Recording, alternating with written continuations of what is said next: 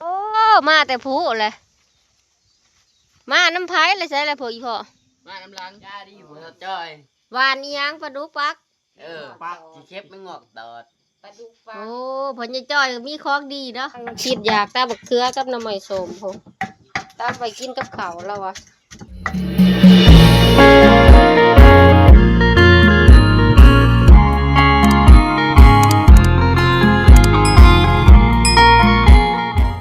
พอกับโซดาคือเก่าสองผู้ระดาสาวเล่าพี่น้องมื้อนี้โซดาลงยางเลาะทงหน้าก่อนสีลงมาหาเอาหน่อไม้ไปแกงมือนี่เพราะว่าบริย่างนี่ลายมือเลย3 อาทิตย์ที่ว่าเจ็บท้องปวดขาอยู่แต่เที่ยงบ่ได้ไปไสเลยพี่น้องเลยมื้อนี้ลูกได้ย่างอีกลงมาเลาะอีกเอาหน่อไม้ไปแกงมื้อนี้บ่ได้กินแกงหน่อไม้พอดี3 อาทิตย์มากับบ่าวคำหลาเอาหน่อไม้อยู่หน้าเฮานี่แหละอยู่แต่เที่ยงหลายหายางเลาะป่าหน่อไม้มื้อนี้บ่ได้กินแกงหน่อไม้หลายทิศแล้วได้นี่ได้3 ทิศแล้วบ่เอาแต่แหนงมันก็ได้นะไปแกงกูเด้คนก้อนหน่อไม้ทางนี้ย่างซื่อย่างซื่อก็สิบ่รอดแหละเจ็บขา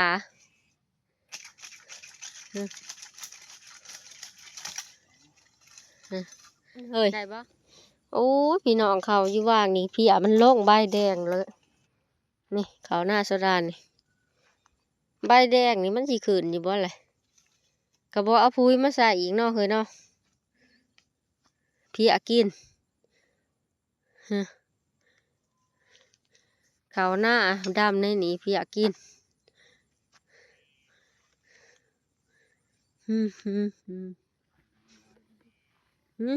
ฝนนะหน่อยไผ่หน่อจะมีแข็งโอ้คือบ้ามาแกงกินอย่างหากินหาอยากน้ำไม้น้ำมีนี่สบายได้พี่น้องอยู่หน้าเจ้าของเนาะเพราะว่านี่เมื่อบ่ต้องไปไสไก่ค่ะนะไม่ใหญ่เราปลูกไว้แต่ข้าวนะไม่ใหญ่เถาเนาะ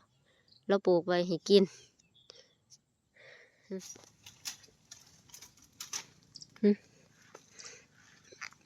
ได้ปะแหนงพอดีแกงนะ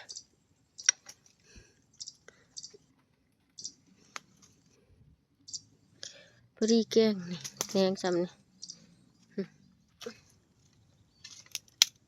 พอดีแกงแสบได้ซ้ำนี่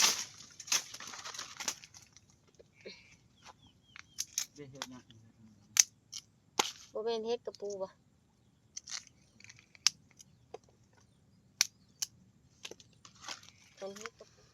ฮักโลด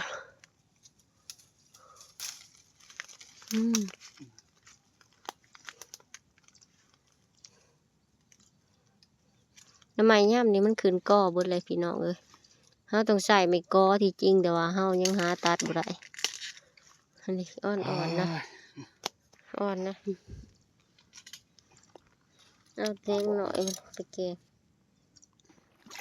ถือบ่ปลาลดบ่บื้นบ่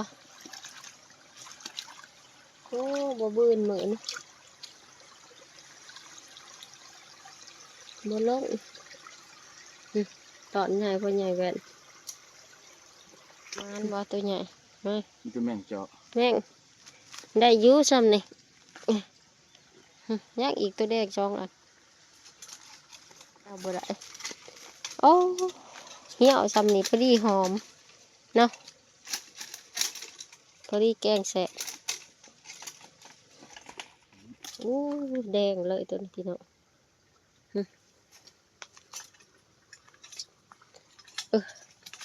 ต่อพี่น้องน้ำใหม่ซ้อมเอาไปคั่วไอเทียนแล้วเตรียมไปใช้เทียนไปแถวหยานี่นะแถวเนาะอ่อนค่ะแม่บอกกินมันเต็ม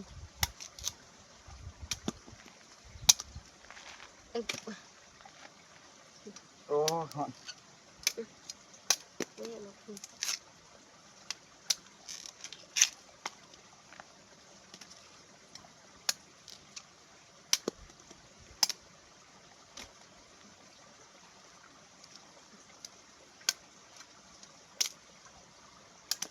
ตัดออกกบตัวเอาทุ่งเขาผ่านกับจีวร ตัดออก มันเขานะอ่ะดิกูก็เอาหัวออกตัว มันจะช่างเนี่ยมันเละหมดแล้วเกี่ยวเขาแล้ว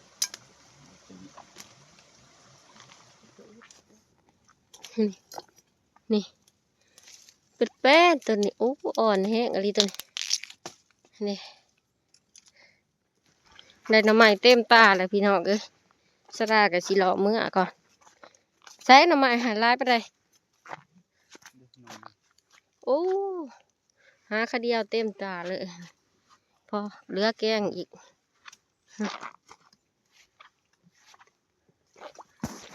แถวนี้แหละกบหลายผัดมาเงี้ยงแถวห้องฮัก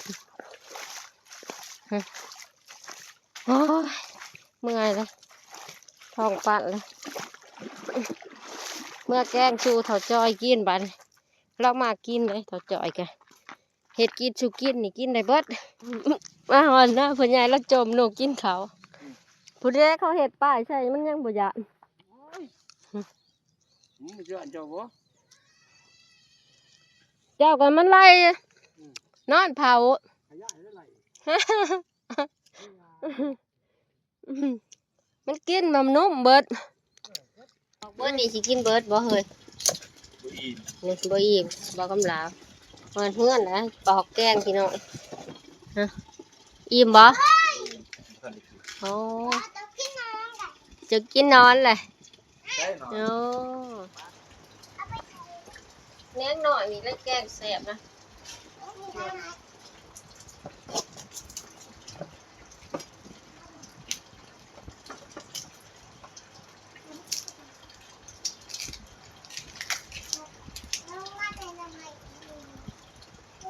นอนหน่อไม้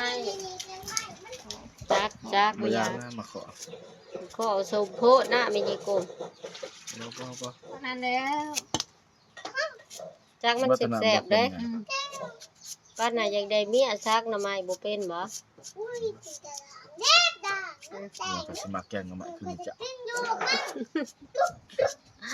มากหยังซะ สีทองฟองสีขาว มากแต่หอย แซ่บ แล้วไปใส่เสื้อผ้า ไอ้สุกแล้วบ่หน่อไม้โตมาโอ้พวกสิจืดจะน่าให้สิเกียงแกงพากันกินหยังกินข้าวบ่ลูกโอ้กินเผ็ดก็ได้สบายดีนะสบายดีนะไข่มุกเออเออโอ้เก่งเนาะกินอหย่างดีจำปลาแดกพี่น้องเอ้ยกินข้าวจำปลาแดกแต่บ่กินข้าวจำปลาแดกเลี้ยงง่ายเด้อน้องไข่มุกกันนี่เก่งเด้ออร่อยบ่แซ่บหลายมื้อนี้บ่าวคำลาเป็นพ่อครัวเหมือนแกงหน่อไม้ อร่อยจริง แซ่บบ่ ๆแล้ว อ้าว กินหมอแล้ว เอาน้ำสิอ๋อถูกกดอ๋อบอกง่ายแกงชิมโอ้ยแกทิมอยู่ข้างได้ค่ะ ไปหลังเอาสองคนลงมาไป เสร็จแล้วชิตาก็กินเป็นบ่ตุจ้อยก็เข้าบ้านบ่ท่านออกมาอยู่กินก่อนเราโอ้มาแต่ผู้เลยมาน้ำไผ่เลยใช่เลยพ่ออีพ่อ มาน้ำลังแล้วอยู่คำเตย แล้วขี่รถไถบ่ เออ จะมากับไผ่นี่ คอยมากก็ฟาดกูมาก่อน เออขี่รถจักร เออ ได้อีหยังแหละมัน หมู โอ้ 100 โล ฮอดบ่ลอยช้า 100 เหลือบ่แหละแนวกิน เหลือ โอ้ซีดเปียกก็ได้บ่นี่ อืม ซีดเปียกอีหยัง สีนหมูกับฮอน มันบ่เน่าบ่ บ่ โอ้ คือนี่คอยทับชากระต่ายฮอนเสร็จก่อย ไผเฮเจ้าบ่ยิงได้หอน บ่ ไผซะ ไอ้เหี้ย เฮ้ไอ้เฮียงว่าเฮ้ไอ้เฮียงจังได๋ ทอง บ่ กด16กด โผ เกือบโลหนึง เกือบโลหนึง คนก็บ่ไปกูก็ล โอ้ งมาขี่ล่ะ มาแล้วพี่น้องเอ้ยโอ้ถ้าหาพ่อใหญ่แว่นอีกท่านเลยมาหอดขี่รถไถโอเลี้ยงขี่รถจักรมาหอดก่อนต้องสิหูพ่อใหญ่จ่อยอีกเลยพูได้แจ็คโตแล้วอ่ะเอออืมอืมเออหิวข้าวแห้งบ่ บ่ได้กินกาแฟ ป้าบ่แกงหน่อไม้บางเวทนี่เมื่อยบ่ไปผู้ มันก็บ่ได้เมื่อยชิว หิวแห้งแล้วเนาะเบาแซ่บบ่แกงหน่อไม้มาแต่ป่าเลยเด้ดิพี่น้องโอ้ข้ามข่าวห้าวกำปั่นเลยเด้อหิวแห้ง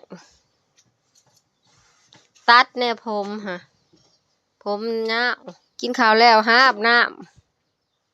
ำชาหัวแน่ผมก็ยาวพอยินบ่ล่ะ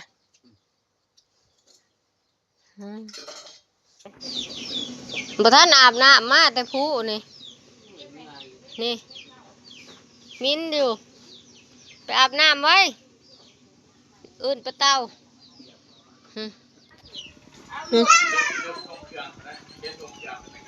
ทงเครื่องเอาแม่ละเครื่องนี่เออแหน่เครื่องเราเห็นดิเครื่องเราพอใหญ่แว่นมาแล้วครู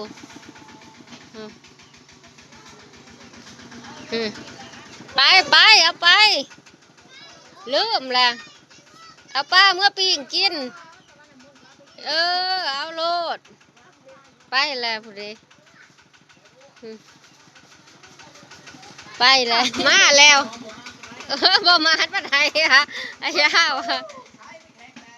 นี่เด้เลยมาแล้วมาแล้วแล้ว เตะไก่หวยไก่ก็ใส่ ลงมาแต่เปล่านั่นเด้ตายพอได้กิน ใช่แล้วเบิดแล้วโอ้เบิดค่าโคกเลยว่ะเป็ดยังไงหมูปลาหันบ่ได้บ่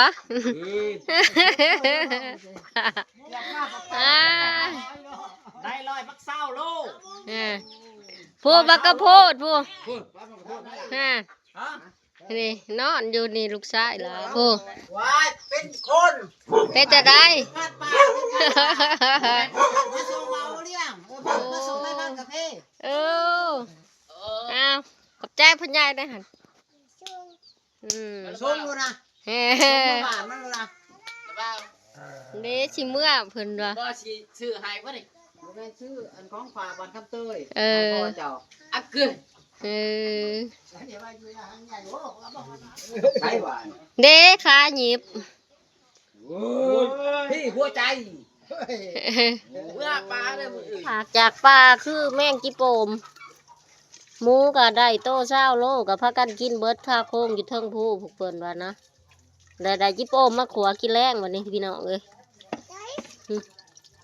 นี่จิโปมขัวกินแรงพอแว่นเอามาแต่ปลานี่เพิ่นย่ำมะเขือจักเพิ่นสิเฮ็ดหยังกินจะสะดาจะใส่ขี้จิโปมอยู่เพิ่นก็พวกไปย่ำมะเขือจักเพิ่นสิเฮ็ดจังใดตุจอยใหม่ก็ตัวใหญ่เบิ่นละปีกหุบก้นเบิ่นละพี่น้องเอ้ย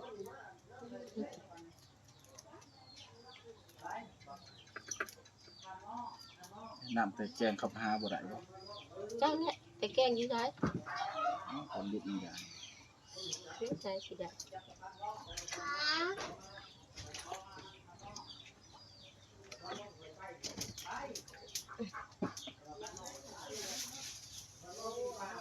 คนพี่น้องพวกทพอเอามาจะว่ารัดซื้อน้ำข้ามเตยเห็นแหละเนาะบัตรข้ามเตยกูพอเท่าจ้อยแกตั้มนักเครือน้ำไม้สมเบิ่งส่งเพิ่นหิวข้าวละบ่เบิ่งสิไปถามเพิ่น เฮาเฮ็ดกินบ่ทันแล้วซ้ำเห็นแล้วตำมะเขือน้ำไม่สมมันนะเจ้าอยากเข้าบ่ ตำมันซื้อตำใบที่เขาซื้อ โหมันบ่คายเครื่องบ่ จ้าที่ซื้อเนาะ ฮะตำไว้กินข้าวแล้วอะตำน้ำเขือกับน้ำไม่สมโอ้เอาคิดอยากตำบักเขือกับน้ำไม่สมโหตำไว้กินกับข้าวแล้วอะไก่ง่วงตอดเลยดีกินปิ้งไก่โอเลี้ยงมาแต่ป้าได้กินปิ้งไก่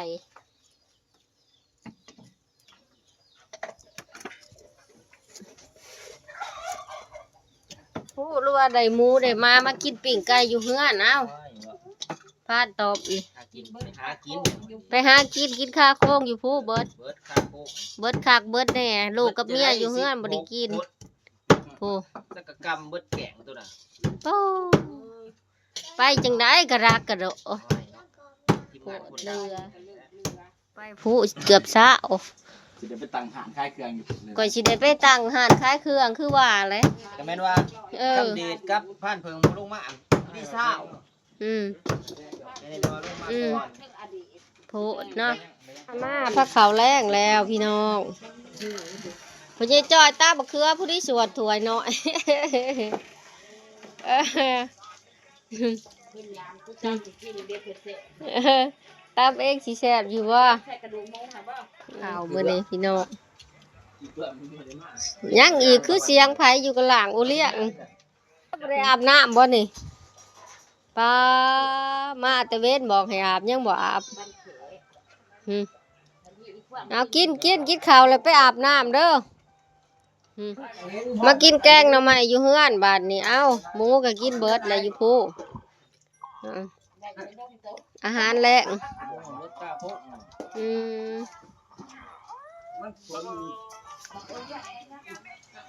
นี่เฮ็ดจริงตาได้อยู่เอาเฮ็ดไม่ผ่านเลยนะล้างกระตาม เนี่ยแหละกับ3 บาทกับมันคือ บอกลูกเลยว่านี่ไงเราอ่ะเมื่อไหร่ก็หาไม่หายมักยัดเป็นยังดอกเนี่ยนี่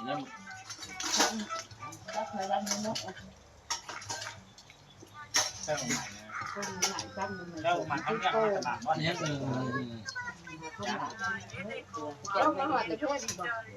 เกลือ มองนางนะเกลือเขาเจ้าแล้วยังงะเกลือเป็นยินเขาดี ให้แป๊บก่อน มันเผ็ดเล่นนะมันดัง เปื่อยเน่า บ่เลี้ยงเพราะว่าบ่ได้กินข้าวเผ็ดบ่เลี้ยง จงกิน บ้า กิน2-3เทื่อกินนี่เราบ่ได้กินกาแฟ เฮ็ดก่อนโมเองว่าเนี่ยน้องกินข้าวอีกน่ะเงานะ เลี้ยงลงมาบ่ได้กินข้าวบางบ่บ่ได้กินข้าวเผ็ดนั่น ลงกลับเนี่ย เบิ่งคลิปค่ะ ดีใจว่าได้ดูเลยเลี้ยงตามดีใจรางวัลก็จะมากันละ ค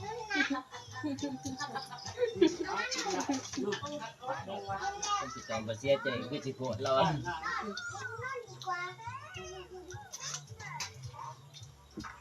มันมอแล้วมันอย่างเกลียดในปีกเด้ม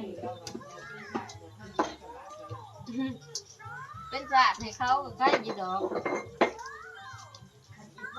กันมองกับพันรถลงมา แล้วล่ะบ่ฮะเอ้าแนวพูนหูเด้จ้ะฮะเอ้าแนวพูนหูนี่เอ้า เนี่ยเนี่ยพุ่นเกี่ยวเลย แมงไม้เข้าตาพ่อใหญ่จ้อยล่ะพี่น้องโอ้ยออกบ่ มาออกพันเที่ยงเดี๋ยวพันเที่ยงมาออกให้ขอออกเก่งใช่แท้ออก โอ้ยกินข้าวอิ่มแล้วผัดมาให้แมงไม้เข้าตาโอ้ย ทำเฮ้ อันเด้ ค้างไว้ สิได้ยิบตาอีแล้วว่าสิบอกแน่อันนี้ยะ ฮะ ออก ออกแล้ว ยิบว่าสิ ยำเลยยำเลย ยามเก็ดบ่ ยิบตาอีกว่าสิ แต่แม่นปลาเฒ่าจ้อย แต่แนวพวก เออ ไปชูเอาให้น้อง เอาหวานปลาดุกปักให้กันละบาดนี้ น้องมันสิฮัก เอา เขียนว่ากินได้อันนะฮัน จะได้ใช่ฮะ ยาดีหัวเขาจ้อย หวานอีหยังปลาดุกปัก ปักที่เข็บไม่งอกตอด ปลาดุกปลา โอ้ผลยายจ้อยก็มีของดีเนาะ ไห้โอเลี้ยม อีหยังมือโป้จับปลากันยังอยากได้บ่นี่ ว่าเอาเมื่อไปกันตัวเองดิเด้ อ่านหนังสือ เออ อาศัยทหารเนี่ยลงมา โอ้ปูแฮ่มันโป่งนอแหละ มันสิฮักแล้วก็พังใส่ผ้าไว้เด้อ ขอเจ้าใส่ผ้าที่เผา ดีอีหยังแน่ล่ะถามเราเบิ่งหะดีอีหยังแน่ล่ะ ผลประโยชน์มัน เออ บ่ปลาดุกปัก ที่เข็บไม่งอกตอด กัด นาน บ่ มากัด นาน อันนี้อะไร มากันก็ได้ ผู้สาวมักมีบ่ ชนิดจันทร์ น่าจะมีกระทงแหละ ผู้สาวเขาการอยากเห็นหน้าเขาว่าได้แต่หน้าน้อยเพราะได้ซอยหมูกินเขาว่า จะมีจักทงนะเราอะ ออกกระทงในกระดิ่งเลยแบบโลก เสียเมื่อปลูกไว้บ่เฮาเลี้ยง นอมันฮักเด้อจะคอยเฮ็ด อืม ขอเจ้าว่าปลูกใช่ผ้าก็ที่เผาอ่ะ นะ เพื่อที่เตือนแล้วจะ พญายจอยเอาของดีให้โอเลี้ยงเลย มื้ออื่นแล้วไปตัดทุงกันจะเอามือ ก็เลือกพันธุ์ดี นั่นอะไร อืมถ้าอยากหัว